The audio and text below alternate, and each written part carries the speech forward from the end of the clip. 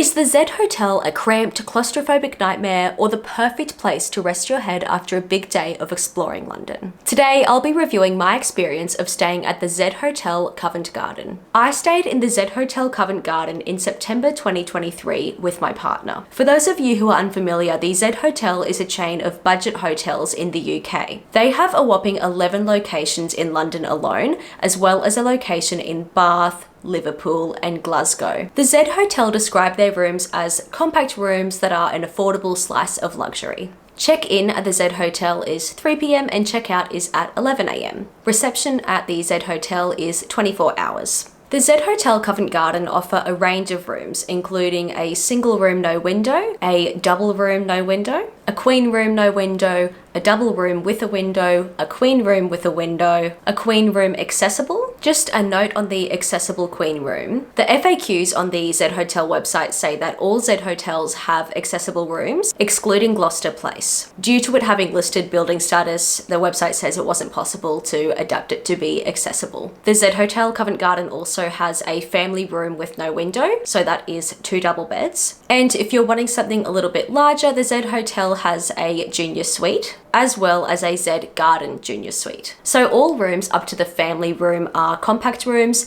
and as the website says, the suites are suites, but they are still small. There's no kitchen, they're not studio apartments, they're just hotel rooms. You can also opt to have breakfast included in your stay as well if you pay a bit extra, but I would actually personally skip this because you're in Covent Garden and there's so many amazing places you can eat right at your fingertips. Now that we have a bit of background on the Z Hotel Covent Garden, let's enter the hotel and have a look at the room I stayed in. Apologies if the first couple clips in the Z Hotel are overexposed. We were using iPhone and then switched to camera shortly after. First impressions of the room.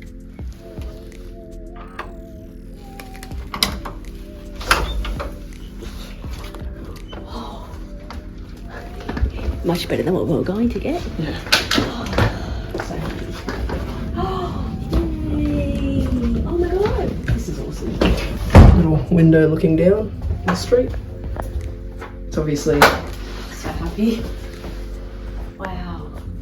nice and tight, but this is what we wanted. Taking off the shoes and the socks for the first time In how long?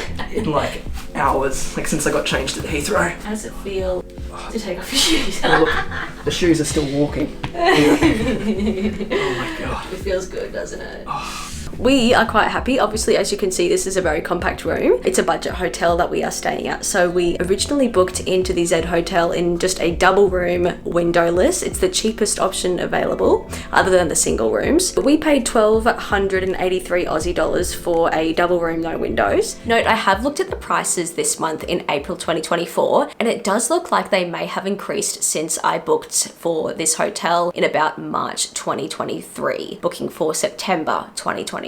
It's also important to note that I did book through booking.com and they did seem to have a pretty good special on at the time that I booked. However, I can't say that without adding the fact that on the Z Hotel FAQs, the Z Hotel says that the best price is on their website. Also good to note that at the time of recording, there is a 10% discount if you do book the Z Hotel directly through the Z Hotel website. I'll put the link in the description box to that. So he offered us if we wanted to upgrade it to a queen room with a window. So instead of double bed, it's a queen bed. Obviously you get a window as well. He said it would only be extra £5 a day. So that's £25 or 50 Australian dollars, which is very cheap and cheaper than what it would have been if we booked it online in advance. So we said, yes, please.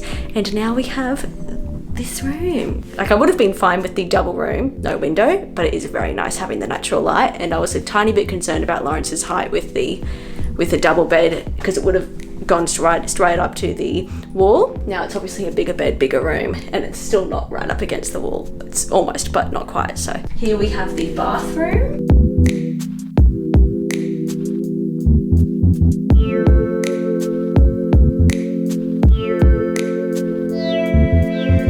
And we have Lawrence, queen bed, and here Lawrence's feet, and where we will put our suitcases. Gross. You've got to pay for that stuff. And I'm also very happy because this wouldn't have been in the double room either, is a big windowsill to chuck some of our stuff. So yeah, I'm really happy that we got this deal. We are leaving our London accommodation, Lawrence. We are. How was it overall? It was good. It's small, but it was a place to crash, and that's all we needed. It's in a good location, so we'll probably be back, I'd say. Just like Lawrence said, this accommodation was small, but exactly what we needed. We literally got here usually around 8-9 o'clock at night and crashed every night, so, and it was perfect for that. So happy with it, would stay again, and yeah, would recommend the queen room with window. While this hotel was small, for me and my partner, the pros certainly outweighed the cons. It was very easy to find our room, unlike other budget hotels which can be a bit of a maze, which was very convenient for me because I am very prone to getting lost. This hotel also had an elevator, which was really convenient and is actually a big plus if you're staying in London, because a lot of accommodation options in London don't actually have an elevator because they may be in really old buildings that they can't install an elevator. So having that elevator was super convenient as we had big suitcases with us. Next, it is of course an amazing location. Covent Garden is often known as a really good place to stay in London for your first time in London. It's very close to the theatre district of West End, which was really good because we saw the Harry Potter and the Cursed Child show while we were there, and it was just a few steps away from our hotel, so we could actually go back to the hotel and sort of crash while we waited for part 2 of the show. Covent Garden is also known for its amazing food, boasting really lovely bakeries. In fact, there is a delicious French bakery called Paul's right next door to the Z Hotel Covent Garden.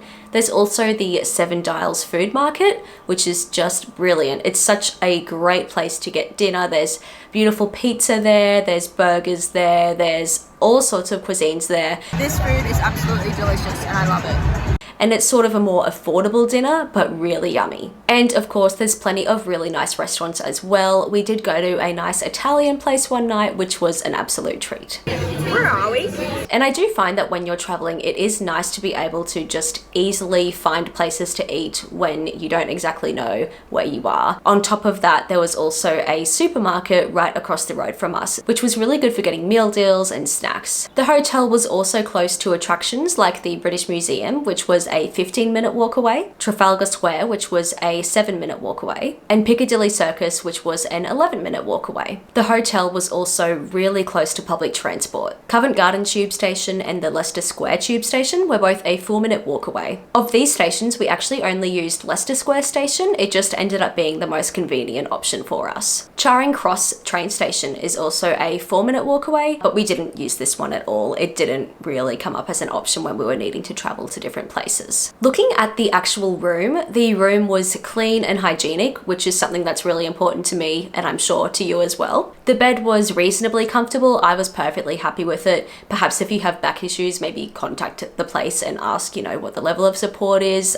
It wasn't out of this world comfortable, but for me, it was perfectly fine. The queen bed length with extra room at the end of the bed was really convenient. Lawrence is 6 foot tall, and he's really happy about it. So that was really convenient for us. If you are staying with someone who's taller, if you were taller, I would be maybe recommending that you would need to have the queen room and potentially even a queen room with a window, because that'll have likely extra room at the end of the bed. If you have a queen room no window, I think it's possible those rooms may just have the queen with the wall against the bed. So for sleeping, we were really comfortable for those reasons. Something that really pleasantly surprised me is how quiet the room was. I don't remember hearing neighbors coming and going, and I couldn't hear outside of the apartment at all. It was quiet. Something important to note is that the room we were staying in was at the end of the hall, so that would make sense as to why we didn't hear as much foot traffic in the hallway, but good to know that we didn't hear as much outside of the hotel as well. To be fair, most days we were walking in excess of 20 kilometers a day, which is definitely not my usual routine,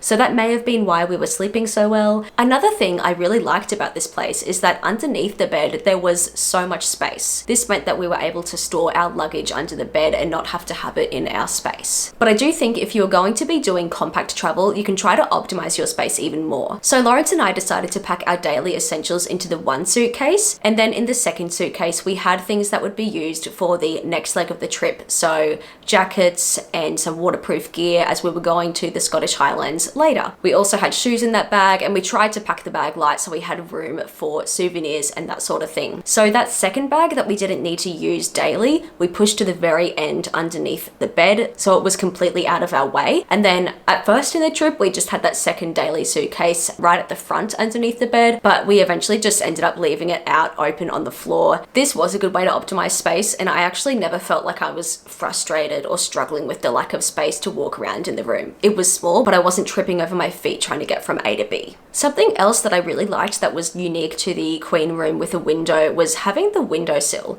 or I guess you would have this available as well in the double room window. Having the windowsill was actually really convenient. Obviously having the window was amazing. Having the window and having the natural light was really nice, but I really liked having that windowsill because we were able to put all of that random stuff that you just accumulate when you're traveling, that if we didn't have that, it would have just been on the floor because we had one bedside table and it was pretty full already. For the bathroom, I personally had no complaints. It was clean, we were provided with a hairdryer, free toiletries, and our towels would be replaced as long as we just put them on the floor. It is compactly squished into the room, but in the same token, I didn't have trouble moving around the space. Some people might complain about the glass being opaque, so you can sort of half see through if you are looking through. I didn't find this to be a problem as I was just traveling with my partner, and it's not too hard to just look the other way, but I can understand if you're traveling with someone that you're less familiar with, that might be a bit uncomfortable. True to the statement that this room was compact luxury, this did resonate. The room was very modern. Water and glasses were provided, which I mean, seems pretty basic, but there were plenty of power points. There was free Wi-Fi. I mean, free Wi-Fi is kind of an expectation today, but that was a plus. The room was air conditioned, which was actually really convenient. We were staying in September and there was a massive heat wave that week. It was like being in Australia. The room service for things like your towels or your bed making is daily, unless if you put a privacy sign on your door. There was even a TV in our room, which was a nice amenity to have. We didn't really use it. We just switched it on once just to see what's TV like in London. The novelty was short-lived as we found out there was a prisoner on the loose. Something that I enjoyed probably way too much is the fact that we could open and close the blinds just with a button next to our bed. I don't think we were able to open the window. I definitely didn't bother trying. It was pretty hot, so I was quite happy with the aircon anyway, but it didn't look possible anyway. And I do know that on the FAQ section of the Z Hotel website, it does mention that not all hotels allow you to open the window, but we were perfectly comfortable with the aircon. Something else that I loved is the fact that the reception was 24 hours and they offered free bag drop, which was amazing to me. So if you arrive at the Z Hotel Covent Garden before the 3 p.m. check-in, you can just drop your bags and explore. This is something that we did. We arrived at 7 a.m. So we dropped our bags there, headed out, and came back later in the day. Another great thing is that if your room is available before check-in, and if you ask, they'll likely just let you in without charging a fee. At least this is what happened in my experience and with some of the comments I saw reviewing the Z Hotel. It is important to note that the FAQs say that this will be at a charge if you get early admission into your room, but it's definitely not something that I experienced. There was also a free water filling station just next to the reception in the kitchen, which was really convenient to fill our waters at the start of the day and when we got back to the hotel at the end of the day. So looking back, that's quite a few pros from me for the Z Hotel Covent Garden.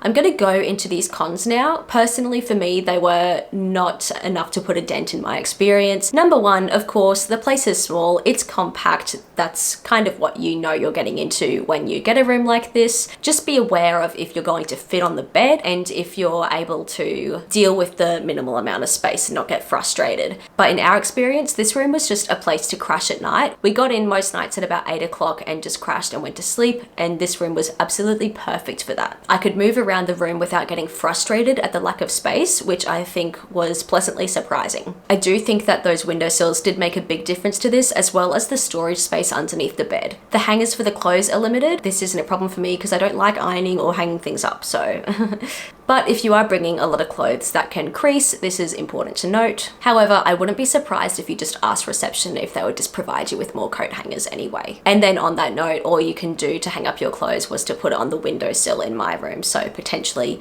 in those rooms without a window, it might be more limited as to where you can hang your things up. On that note of clothes, there's no washing or ironing facilities in the Z Hotel. Something I found a little quirky is the fact that when I was sleeping, I noticed that the pillow was getting really lumpy and I was like, what's this?